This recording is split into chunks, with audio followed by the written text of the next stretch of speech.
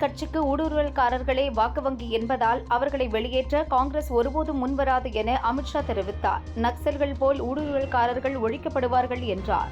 கமல் பேசுவது எங்களுக்கு புரியவில்லை என்று சிலர் சொல்கிறார்கள். ஆனால் அவர்களுக்கு புரியாமல் இல்லை, புரிந்து கொள்ளக்கூடாதென்று நினைக்கிறார்கள். மீடியா மைக் முன்னால் புலம்பியவர்களை பார்லிமெண்ட் மைக்கில் புலம்ப வைத்து விட்டார் கமல் என முதல்வர் ஸ்டாலின் தெரிவித்தார். திமுக அதிமுகவுக்கு எந்த வேறுபாடும் இல்லை. திமுக என்பது திருடர்கள் முன்னேற்றக் கழகம், அதிமுக என்பது அனைத்திந்திய திருடர்கள் முன்னேற்றக் கழகம்.